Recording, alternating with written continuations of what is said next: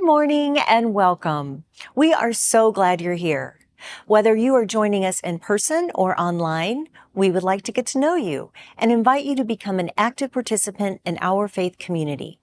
To learn more, please stop by the welcome table in the foyer or fill out a visitor form on our website at www.unitytemple.org. We hope you will join us for community hour on the patios following service or online. A link to our Zoom community hour can be found in the chat. We look forward to getting to know you, and now we hope you enjoy the service.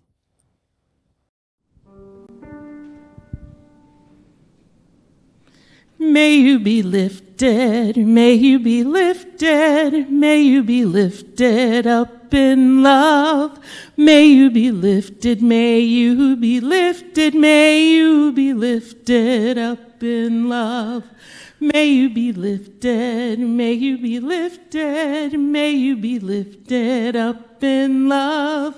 May you be lifted, may you be lifted, may you be lifted up in love.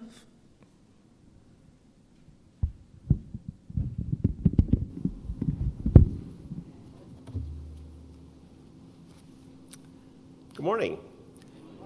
My name is Stephen Lee. My pronouns are he, him, his, and I serve on your board of trustees.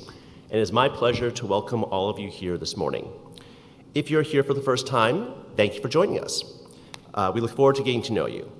We invite everyone present in the sanctuary today to join our in-person community time immediately following the service, along with a budget discernment session that we'll be having a little bit afterwards, starting around 11:15.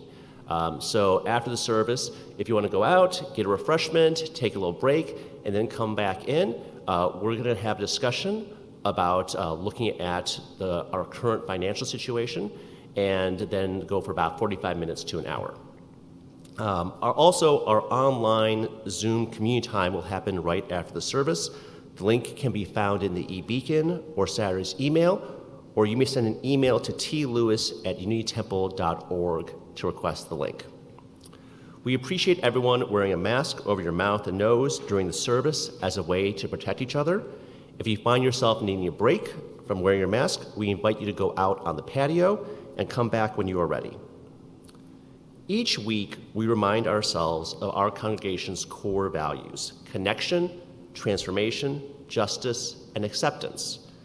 Our mission is to embody these core values in our daily lives by welcoming all, inspiring compassion, nurturing wonder, and serving community. I also want to take a moment to thank everyone on behalf of the board, to thank everyone who has already contributed to the Recanvas campaign that we recently began. As some of you have seen from the emails, and as we're going to discuss later today, we're taking a look at our budget and are asking people to contribute, if they can, to help close the gap in terms of our current finances. And I just want to thank everyone so far who's contributed. We've already raised more than $30,000 from congregants so far. So thanks to everyone who's contributed, and I encourage everyone who hasn't to take a look at the materials that have been sent and to come to the sessions later today. We are so glad that you are with us today. We hope you find the service inspiring and meaningful. I invite you now to take a moment to greet one another, both online and in the sanctuary.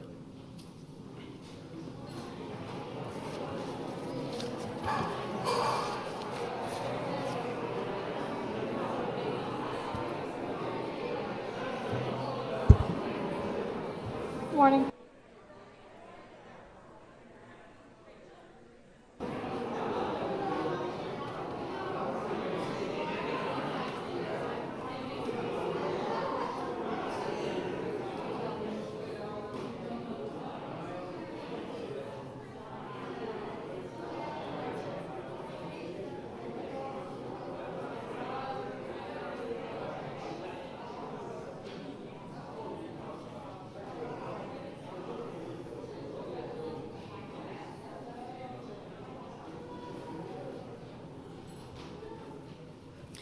Our chalice lighter this morning is Jen Packheiser. Jen loves to travel, and her favorite color is blue.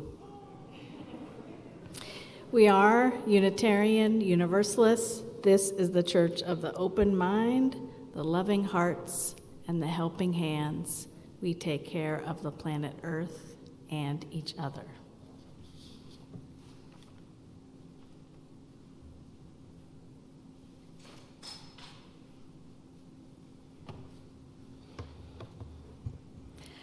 Our opening words this morning are by Elena Westbrook. In a world ravaged by violence, by hatred, by conflicts that seem eternal and insoluble, sometimes the only thing we can do is be still for a moment and to remind ourselves what is real. The sun that rose this morning, the dirt under our feet, the air whispering in and out of our lungs. This hour, try just to be present in each moment as it unfolds. Your simple attention is what makes these moments holy. Whoever you are, wherever you are on your life's journey, and wherever you are in the world, you are welcome here. Come, let us worship together. And I invite us now to rise in body or in spirit as we sing song number 396 in the big hardback hymnal. I know this rose will open, and we'll be doing it as a round.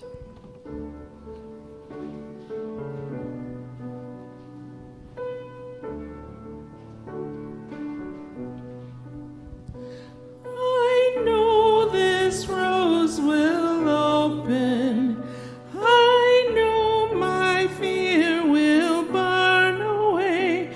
I know my soul will unfurl its wings. I know this rose will open. One more time. I know this rose will open.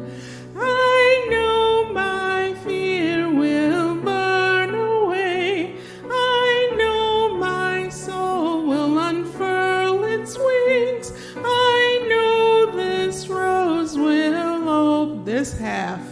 I know this rose will. Know this rose will open. Sing with us, Peter. Know this rose will open.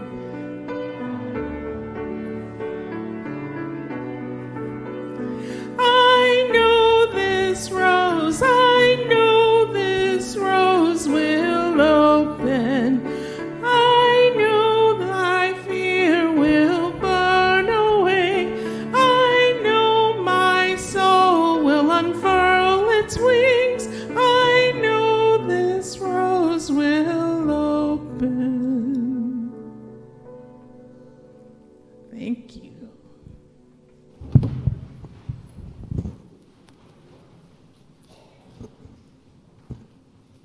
Please join me in reading the words of our covenant. Love is the doctrine of this congregation. The quest for truth is its sacrament, and service is its prayer.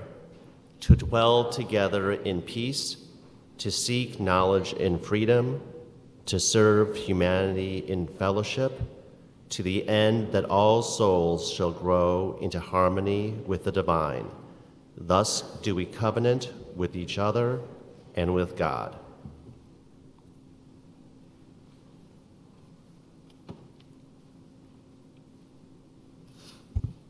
This is the time in the service that we set aside things for holding in our hearts. You are always welcome to light a candle, and you are also welcome to share something you'd like to share with the congregation by emailing pastoralassociates@unitytemple.org. This week we hold many things in our hearts and minds. Let us unite our hearts and minds in the spirit of prayer and meditation. Spirit of life and love, Spirit that flows through each of us and connects us. It has been another hard week. We had another opportunity to vividly remember that life is fragile, that gun violence can take and interrupt lives anywhere and everywhere. We know this to be true all around us, and yet we keep being reminded. We keep being reminded of fear and hatred.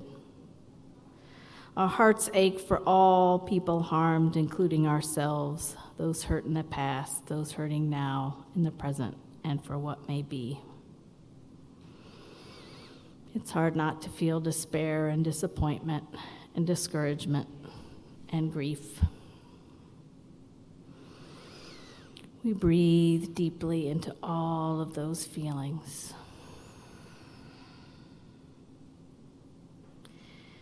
Spirit of life and love, spirit that flows through each of us and connects us. Our hearts are full too with all the other things we carry in our lives, personal joys and sorrows, challenges, health concerns, change, worries, uncertainty, hurts, and small victories. It is always thus. Our days and hearts and minds are jumbled full of life all mixed up together. Amidst all this and whatever it is we each hold, help us to know this truth. We are not alone. We are never alone. We're connected to each other, woven in a network of community with kindness and compassion within our reach. Help us to know this too, that what we do matters. Every little gesture matters, every act of kindness, of courage, of connection, of resistance, and persistence. We are part of a faith that answers the call of love all the time, every time, and we embody that love and make it real in the world. No matter what happens, we will keep on fighting, keep on taking action, keep on building the world we dream about. We will keep on keeping on together, always, in the name of love. Amen. Blessed be.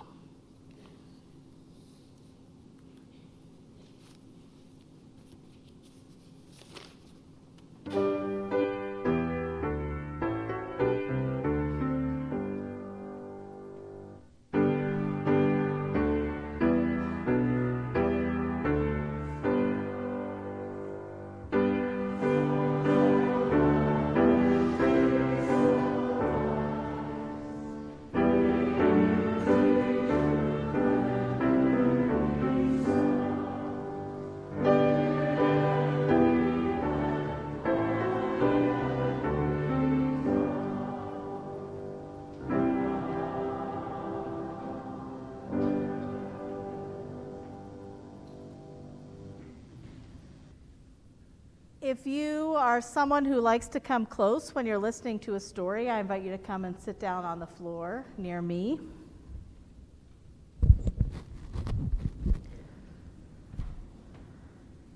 I have a story here this morning called The Rough Patch. It's by Brian Lies.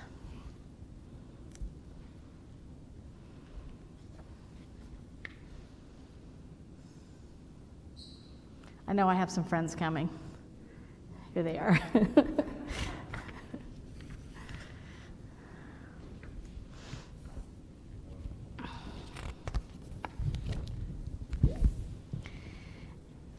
Evan and his dog did everything together.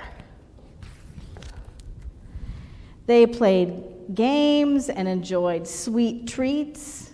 They shared music and adventure. They were together all through the day and through all the seasons. But what they loved most was working in Evan's magnificent garden. There, everything they planted grew as big and as beautiful as the sky above them. But one day, the unthinkable happened. Evan's dog died. Evan laid his dog to rest in a corner of the garden, and nothing was the same. Evan shut himself away inside. Without his best friend, the garden was a bitter and lonely place. One morning, he found himself with a hoe in his paws. Swinging angrily, he slashed the garden to the ground.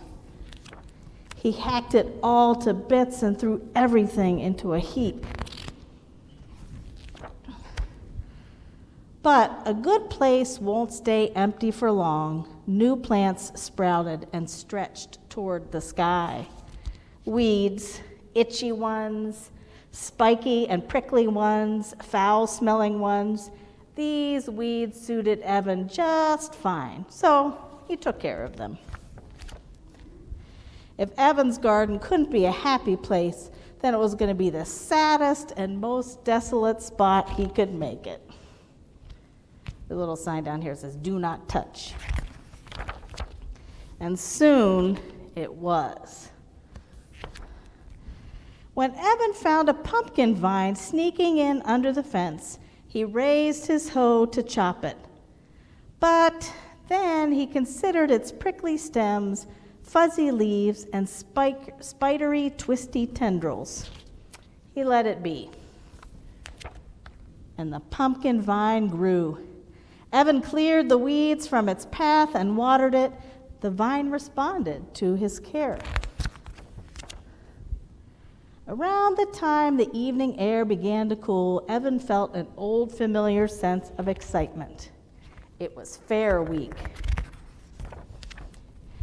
He loaded up the pumpkin and drove to town. That is like the biggest pumpkin I have ever seen. He took care of important fair business. Look at all these important fair things. Throwing the balls, roller coasters, candy apples. He gobbled down some delicious fair food. He caught up with some friends, too. It felt good to be out again, even if it wasn't quite the same. Evan's pumpkin won third place. Prize is $10 or one of the pups in the box, the judge said. "I'll take the $10, said Evan. But as he claimed his prize, he heard a scrabbling sound inside the box and thought it wouldn't hurt to just look.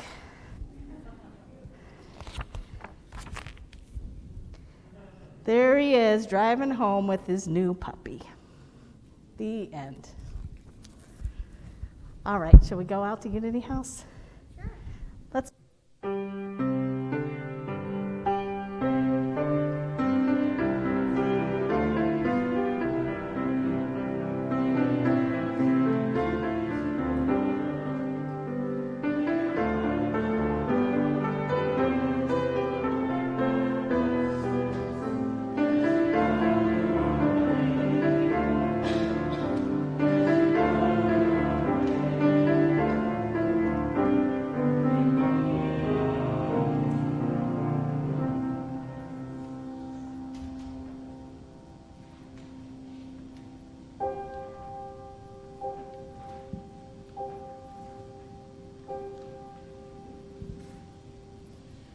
Will you be my refuge, my haven in the storm? Will you keep the embers warm when my fire's all but gone? Will you remember and bring me sprigs of rosemary? Be my sanctuary till I can carry on, carry on, carry on. This one knocked me to the ground. This one knocked me to my knees. I should have seen it coming, but it surprised me. And will you be my refuge, my haven in the storm? Will you keep the embers warm when my fire's all but gone? Will you remember and bring me sprigs of rosemary? Be my sanctuary till I can carry on, carry on, carry on. In a state of true believers, on streets called us and them, it's gonna take some time for the world to feel safe again. And will you be my refuge, my haven in the storm? Will you keep the embers warm when my fire's all but gone? Will you remember and bring me sprigs of rosemary? Be my sanctuary till I can carry on, carry on, carry on.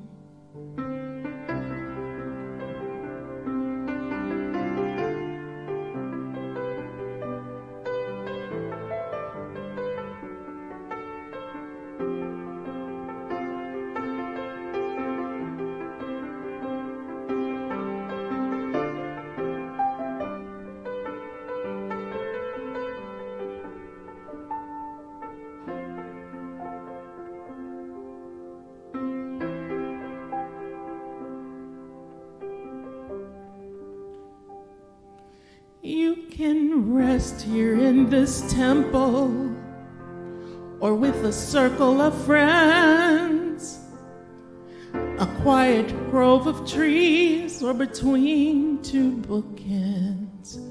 And will you be my refuge,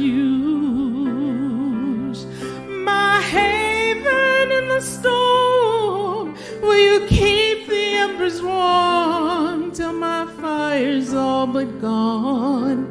Will you remember and bring me sprigs of rosemary? Be my sanctuary till I can carry on, carry on, carry on, carry on.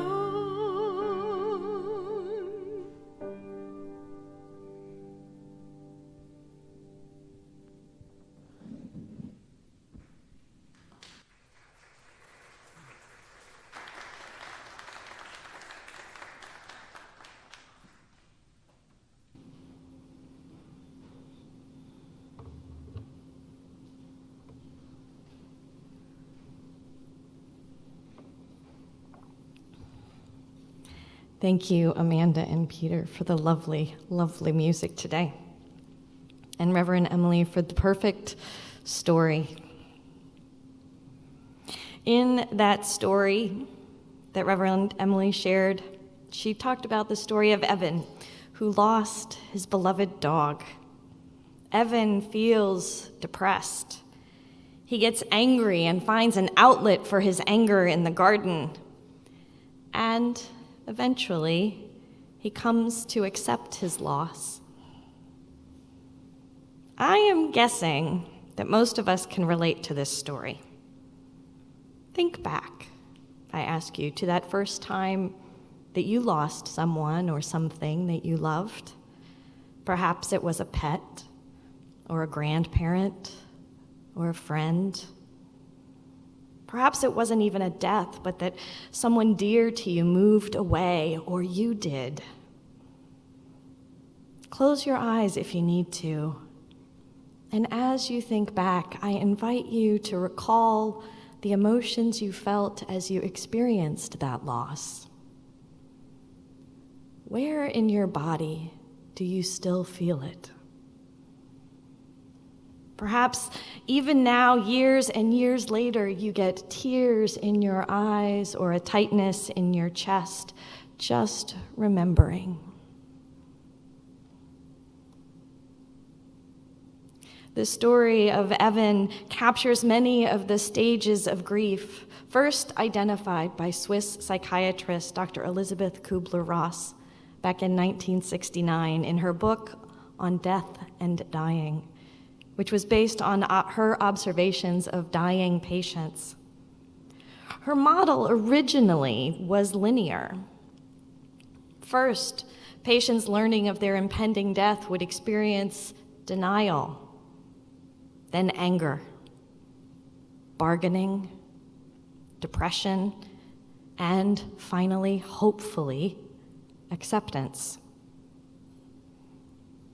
This model changed how we think about grief. It became a part of our cultural understanding, not just of the dying process, but of grief in general. And it allowed us to talk about grief with a common language in ways that we had not been able to before. But it turns out that this model was not really science-based. It doesn't describe most people's experiences of grief very well, and actually was never even meant to apply to the bereaved, but only to those who were experiencing dying themselves. But we needed the language. We needed a way to talk about grief. Fast forward to contemporary times, and we know a lot more about grief and the grieving process than we used to. We know that people experience a variety of emotions and that it is not a linear process. We come back to similar emotions time and time again, more like a spiral. In her 2021 book, Atlas of the Heart, scientist and researcher Brené Brown has a different take on grief. Rather than a linear process with predictable stages, Brown identifies 3 primary elements that we experience as we grieve: loss, longing, and feeling lost.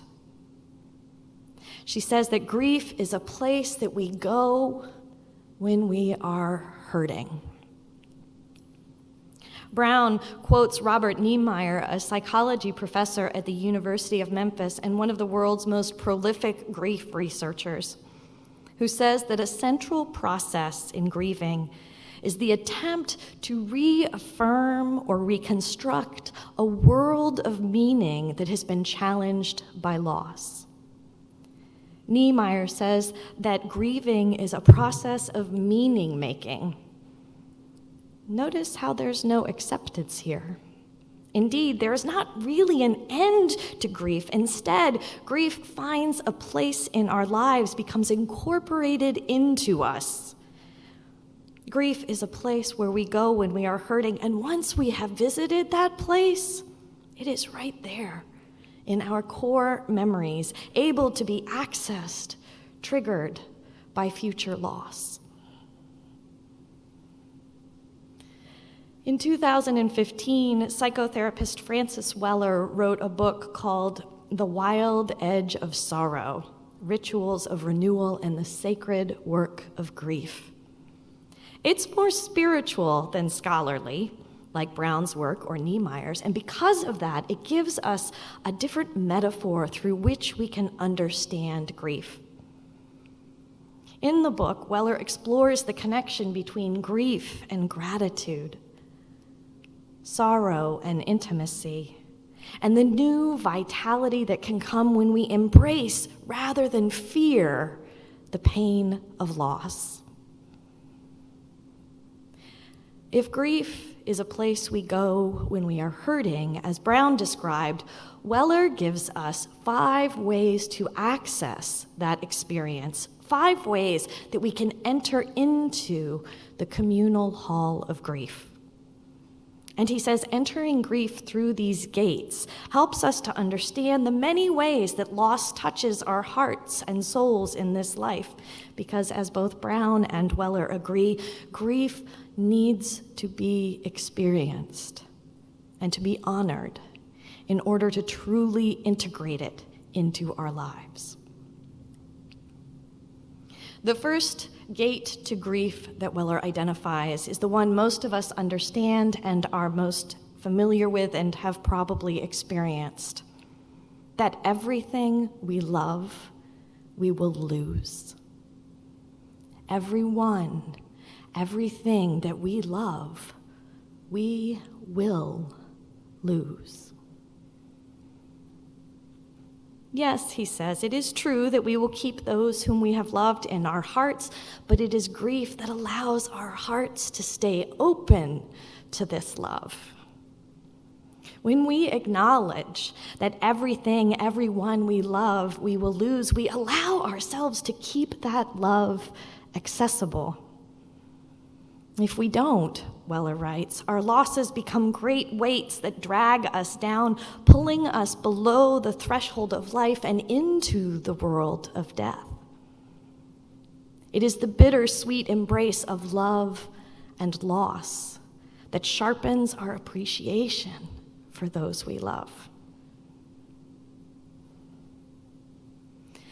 As Unitarian Universalists, we do not have a shared belief about what happens when we die. Some of us believe that that's it, the end, curtain closed. Some of us believe in reincarnation. Some of us believe in a heaven where our questions will be answered and where our essences will be reunited with our loved ones. But we know and admit that there are no assurances. On this world, here and now, we know that we will lose everyone, everything that we love through death or through departure, through divorce or change. When we acknowledge this, Weller says, we honor our grief and allow ourselves to expand, to live more wholeheartedly. So that is the first and most commonly talked about gate into grief, through acknowledging that everyone, everything we love, we will lose. But the other gates aren't as big or as bold or as easily recognized. The second gate Weller identifies through which we might enter into grief is through the places in us that have not known love.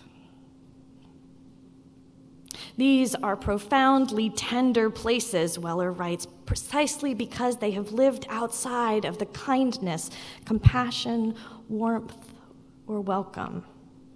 These are the places within us that have been wrapped in shame and banished to the farthest shores of our lives. These are often the parts of ourselves that we hate, that we do not show to others. But by hiding these parts away, Weller says that we deny these parts of ourselves the healing salve of community. The places in us that have not known love may come due to shame, something none of us are born with, but that is taught to us by others and by the world quite effectively. Or it may be the parts of us that have not known love may come through trauma, even through regret.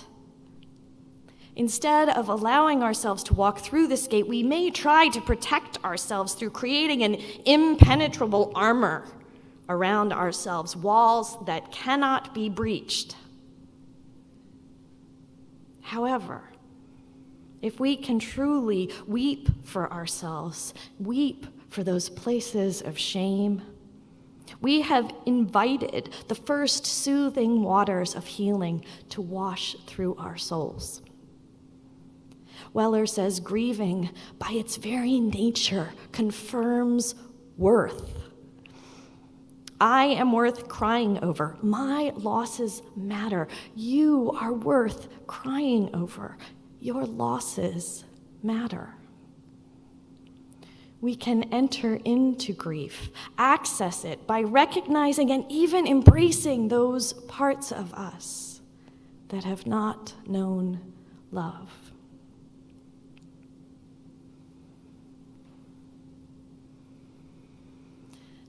The third gate to grieving and grief that Weller identifies is the sorrows of the world.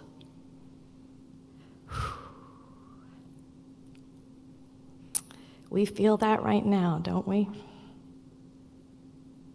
Whether or not we consciously recognize it, the daily diminishment of species, of habitats, and cultures is noted in our psyches, Weller writes. Much of the grief that we carry is not personal, but shared, communal. It takes everything we have, he says, to deny the sorrows of the world. And it's that lie of impenetrable armor again, the mistaken belief that we must harden ourselves as a means of protecting ourselves. We try to deny these sorrows because they feel so overwhelming.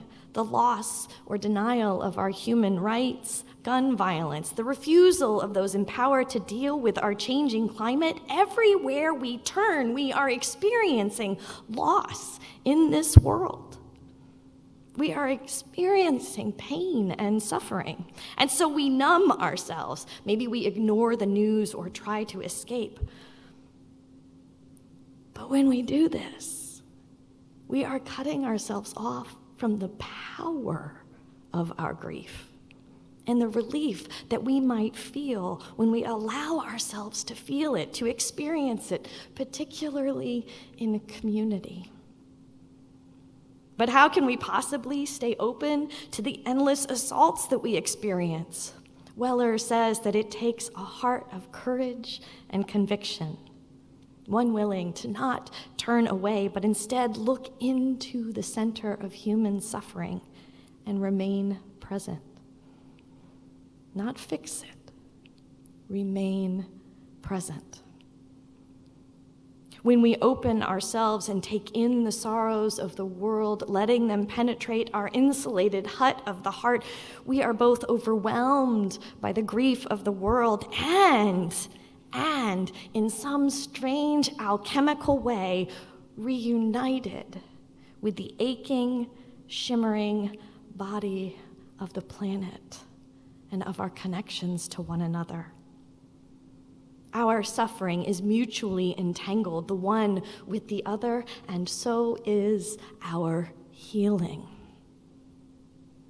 To name this grief, to speak it into the world, to be witnessed by others, allows us to harness it. When we enter grief through the gate of the sorrows of the world, rather than constricting our hearts and making them small and hard, it expands our capacity for empathy, for change, for connection with others.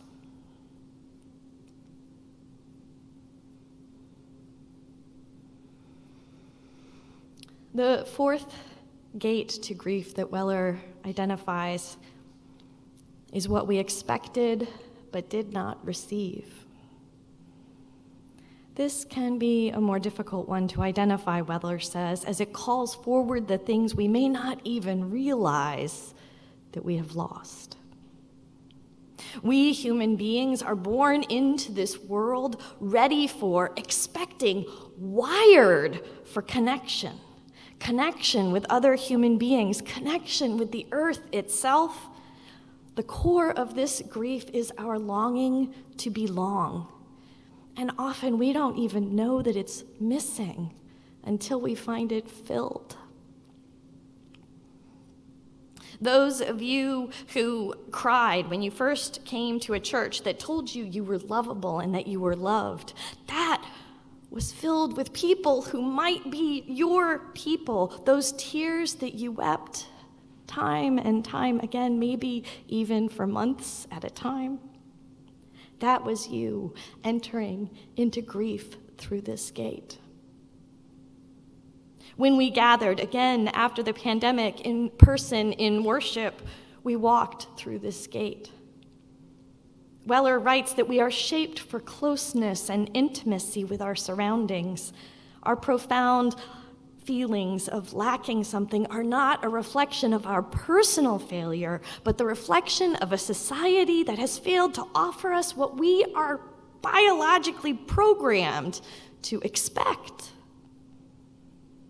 connection. Weller also identifies another facet of this gate, that we human beings want, need, and are designed for purpose. Deep in our bones lies an intuition that we arrive here carrying a bundle of gifts to offer to the community, he says. Over time, these gifts are meant to be seen, developed, and called into the village in times of need. When we use these gifts, when they are recognized by those around us, this affirms our feelings of worthiness. To not find our purpose, to not use these gifts we have to share in the service of something larger than ourselves, as we expected to be able to do through our very genetic coding as human beings, is to not receive that which we expected. This is the spiritual, existential grief of disconnection from that which gives our lives meaning.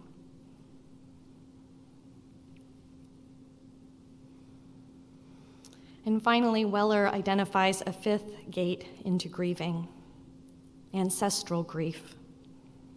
Weller says this is the grief we carry in our bodies from sorrows experienced by our ancestors. This grief often lingers in silence, unnamed. It may be ancestors who chose to leave their families and communities behind to go to a new world, a new place. It may be ancestors who were forced to leave their families and communities behind and forced to a new place. It may be ancestors forced off their ancestral lands.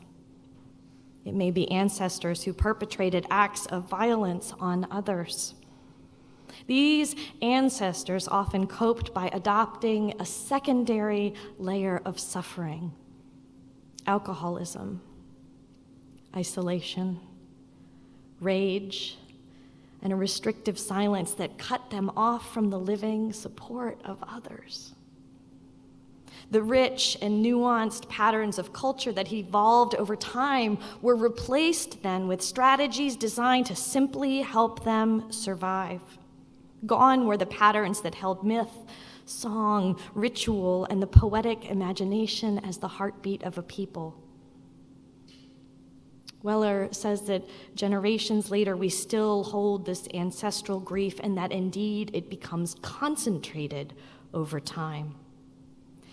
This grief can manifest as shame passed down through generations, or as family systems patterns repeating themselves even unknowingly. This grief is often hidden and hard to get at, but Weller shares that if we can't figure out the source of grief that we are experiencing in the moment, if we dig deep down into ourselves and cannot understand why we are grieving, it may be because we are experiencing grief that has been passed down from generations.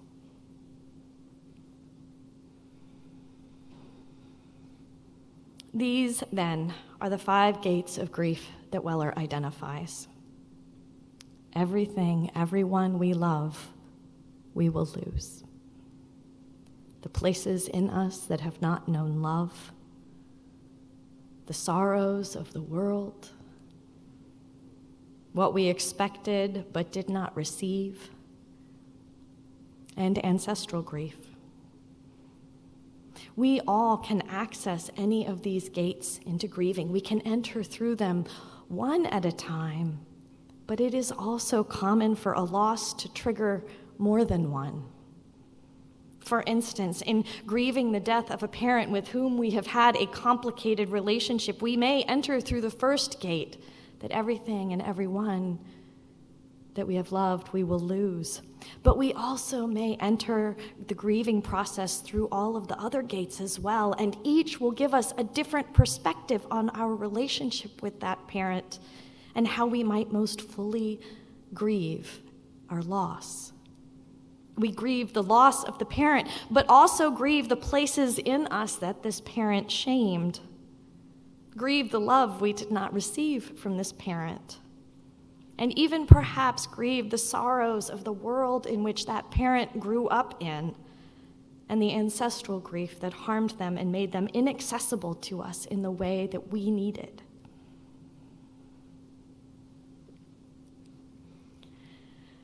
Grief is complicated. It's not linear. It's not a single set of emotions, predictable. If we close ourselves off from it, we risk losing connection with others. We risk the ability to live into the wholeness of our human experience. But when we allow ourselves to experience grief, we open ourselves to our shared experience in life. Grief is our common bond. Opening to our sorrow connects us with everyone, everywhere, for we have all known loss. There is no gesture of kindness that is wasted, no offering of compassion that is useless. We can be generous to every sorrow we see. It is sacred work. And how do we engage in this sacred work? Certainly, therapists and grief groups can be helpful, as well as spiritual practices like journaling or walking through a forest. But this is, in many ways, also exactly the work of religious community, to reconnect us to one another and that which is larger than ourselves. Come to church, virtually or in person. Allow yourselves to weep. Acknowledge your grief. Share it with others. And use your ministers. We are here to help you process it by accessing your grief through these various gates. We're here to listen, to bear witness to your hurting, not to fix it or you. There is nothing about grief that needs to be fixed, but to walk the journey with you. Where there is sorrow, Oscar Wilde said, there is holy ground. May we not be afraid to tread on it, but instead open ourselves to the experience, and in doing so, live more fully into our humanity. May we be a refuge for one another. May it be so. May we make it so.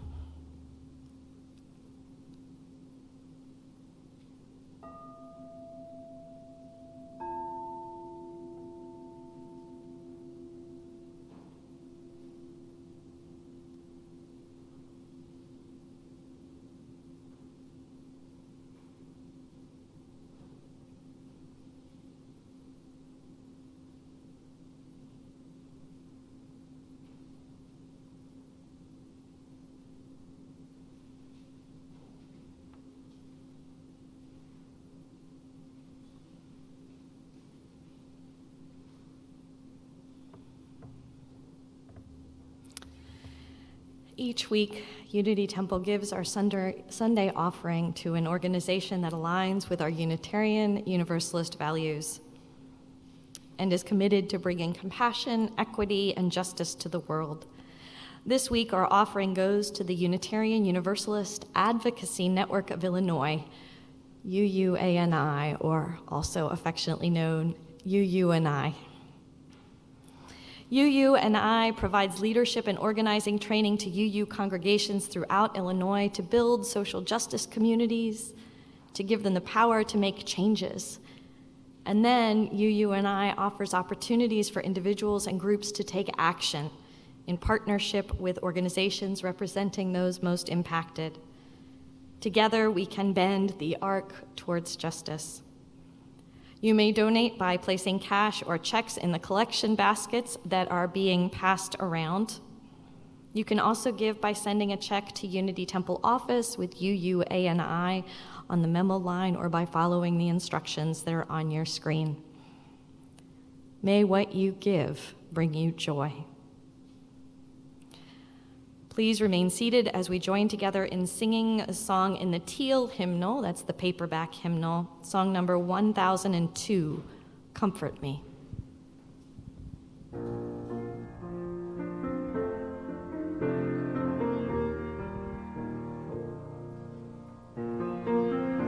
Comfort me, comfort me.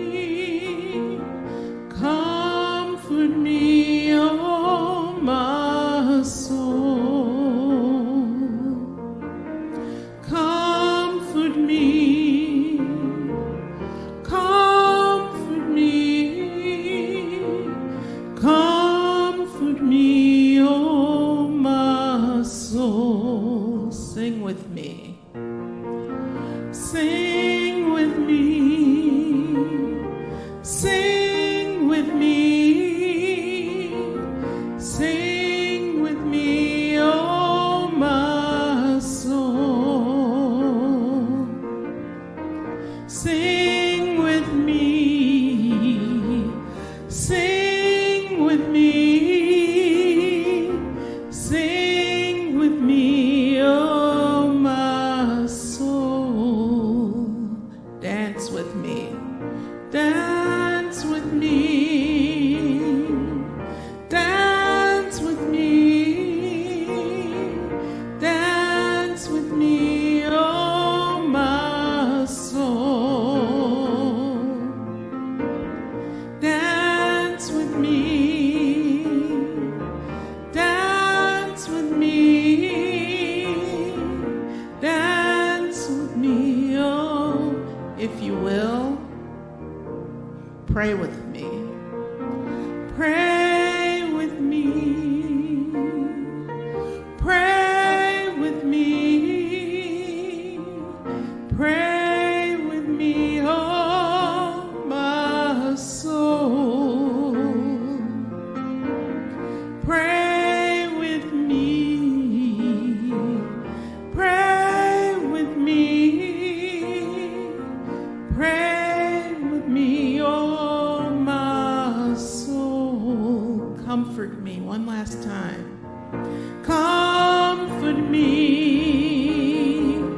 Comfort me.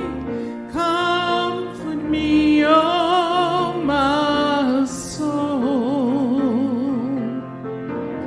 Comfort me. Comfort me. Comfort me, oh my soul.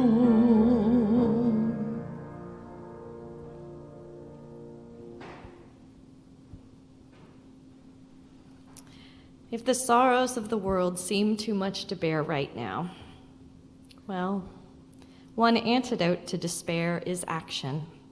And one way you can take action today is to stop off at the Vote Love table in Community Hour and pick up letter writing packets to reach disenfranchised voters. For those of you who are online, you can email votelove@unitytemple.org, and one of the team members will follow up with you. It is a hard time, beloveds. May we be a comfort to one another in our times of sorrow, a refuge. May we witness and acknowledge the deep, deep grief that each of us is feeling, no matter where that grief comes from. And may we create spaces that can hold and honor our grief. Blessed be. And now please join me in the words of our chalice extinguishing printed in your order of service.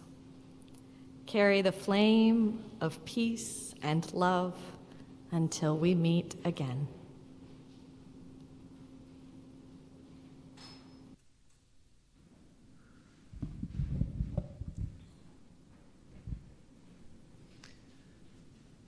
Feel free to sing along if you know this one.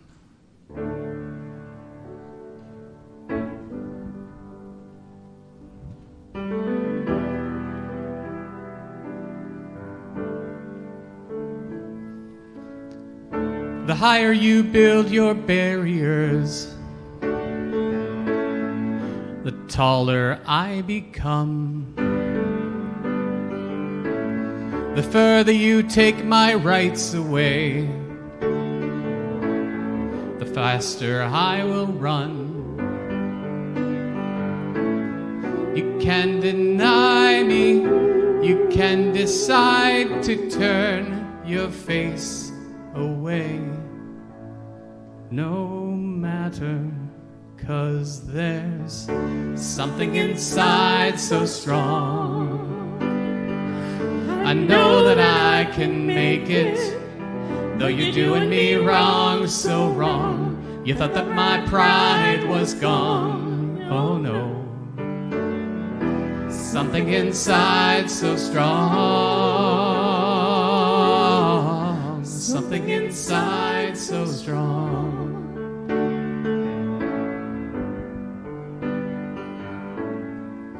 The more you refuse to hear my voice, the louder I will sing. You hide behind walls of Jericho. Your lies come tumbling. Deny my place in time. You squander wealth that's mine. My light will shine so bright. It'll blind you. 'Cause there's something inside so strong. I know that I can make it, though you're doing me wrong, so wrong. You thought that my pride was gone, oh no. Something inside so strong. Something inside so strong. When then they tell us, when they insist we're just not good enough, well, we know better. Just look them in the eyes and say, we're gonna do it anyway. We're gonna do it anyway. We're gonna do it anyway. Something inside so strong. I know that I can make it, though you're doing me wrong, so wrong. You thought that my pride was gone, oh no. Something inside so strong. Something inside so strong. Something inside.